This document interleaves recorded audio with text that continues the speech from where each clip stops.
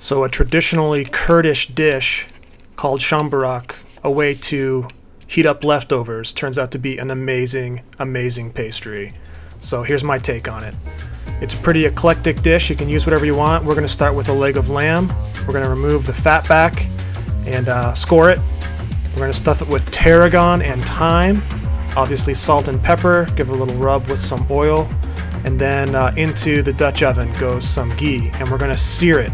The sear, I think, is the most important part. We want to caramelize that meat, and that's your flavor. Color equals flavor. So get a good sear on all sides.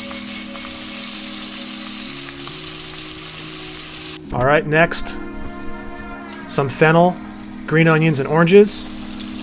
Before that, a little wine.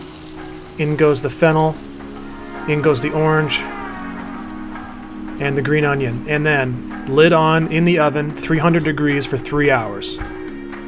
Next, we're going to make a chutney. I've got apples, awesome Hunza raisins, and shallots. In there goes some vinegar, brown sugar, and then the secret ingredient, some fresh cardamom, and a little clove. While that's happening and everything's cooking, we make some Indian-style sweet potato puree. After 3 hours, your lamb looks like this, just falling apart. It's perfect, it's ready to go. Chutney's looking great, it's starting to reduce, and we're getting that mingling of all the flavors.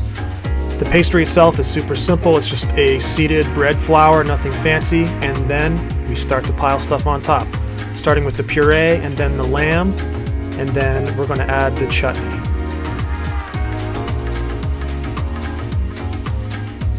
Once we've got everything on there, we just want to tuck it in nice and tight. Grab the edges and make a knot on 2 sides.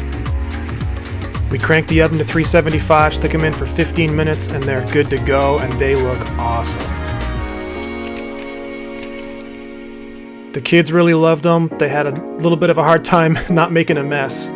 But would I make these again? Yeah, I think I would definitely make these again. And the best part about this kind of pastry is that you can really use whatever you want.